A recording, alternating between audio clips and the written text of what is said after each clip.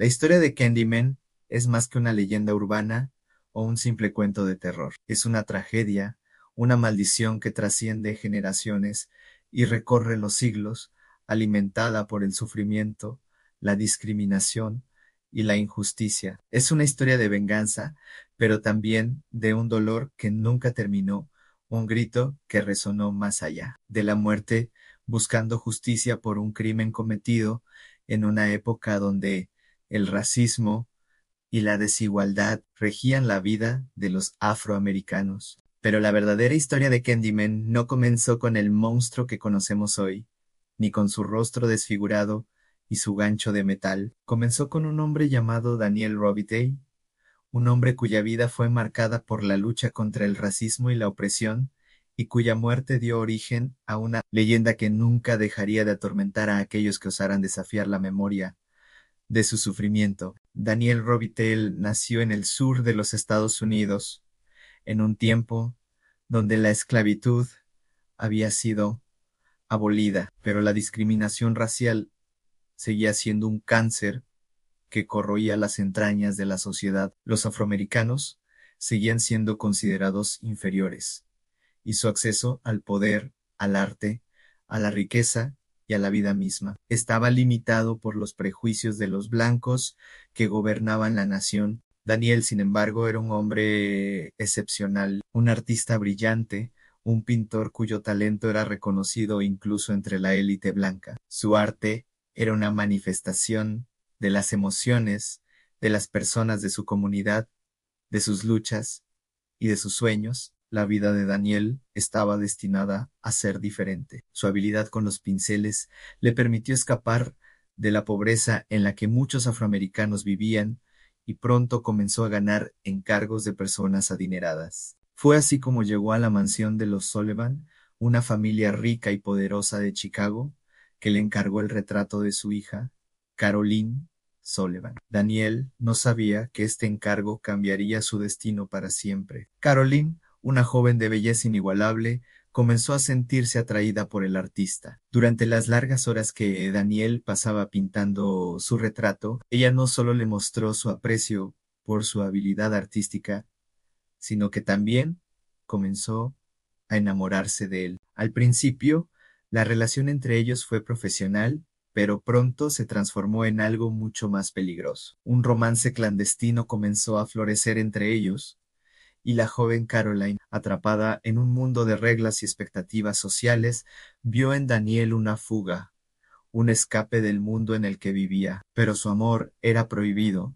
impensable, y al ser descubierto por su padre, la furia de éste fue desatada. El padre de Caroline, un hombre de poder, poco dispuesto a aceptar una relación interracial, vio en la relación de su hija con Daniel no solo un ataque a su orgullo, sino una humillación para su nombre. En lugar de aceptar la relación como algo humano, decidió tomar venganza de la forma más cruel posible. Esa tarde, Daniel fue emboscado, lo arrastraron, lo ataron a un árbol y le cortaron la mano con la que pintaba, reemplazándola por un gancho de metal. Lo golpearon, lo azotaron, lo humillaron públicamente, pero lo más horrible vino después. Daniel fue quemado vivo en la misma casa donde había trabajado como pintor. Su cuerpo fue dejado allí, quemado y desfigurado, como una advertencia, una forma de castigar la osadía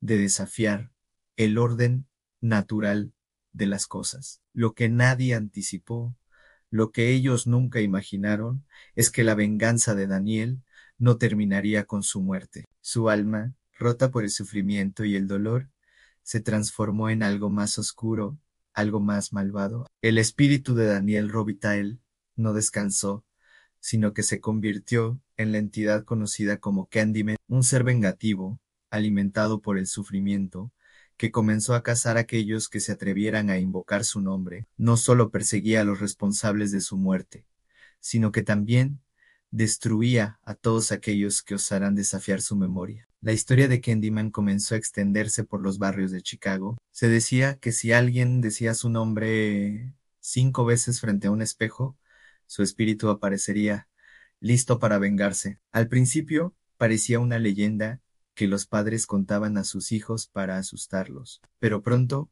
la historia se volvió real y las desapariciones empezaron a ocurrir. Almas perdidas, personas que habían pronunciado el nombre de Candyman, comenzaron a desaparecer sin dejar rastro. Nadie sabía qué le sucedía, pero todos decían lo mismo. A la figura de Candyman los estaba persiguiendo. A medida que el tiempo pasaba, la leyenda crecía y Candyman se convertía en un símbolo de terror, una sombra que se deslizaba por las paredes, que se reflejaba en los espejos, siempre con su sonrisa deformada y su gancho afilado. Aquellos que se atrevían a llamar su nombre ya no regresaban. Nadie sabía si era un demonio o el espíritu de Daniel buscando venganza, pero lo que sí sabían era que nadie estaba a salvo, y lo peor es que la maldición de Candyman no terminó con su muerte. A medida que las generaciones pasaban, el miedo a su nombre se transmitió, y con cada historia contada, Candyman se hacía más fuerte. Se decía que si uno decía su nombre sin creer en él, Candyman lo destruiría solo por la osadía de desafiarlo. Pero aquellos que creían, los que sentían miedo, eran los más vulnerables, y el espíritu de Candyman se alimentaba de ese miedo. Los sobrevivientes,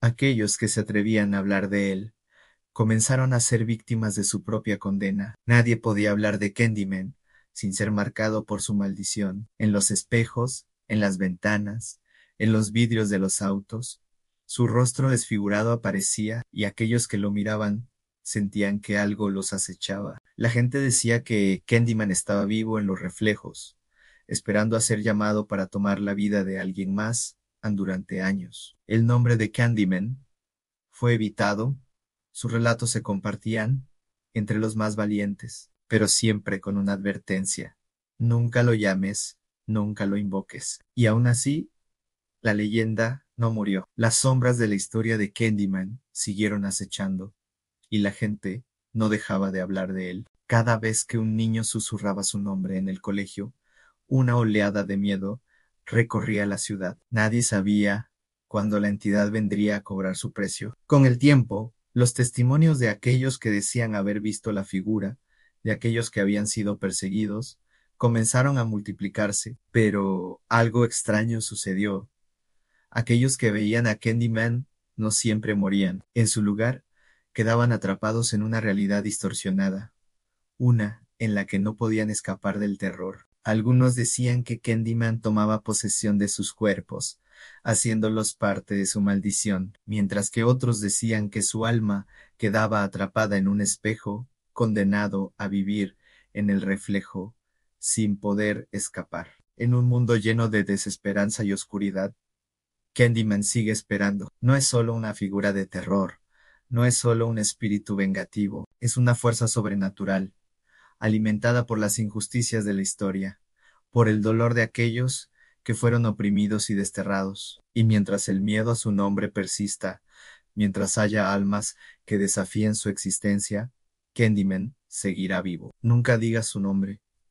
Si lo haces, no habrá escape. Candyman vendrá, y esta vez, él tomará todo.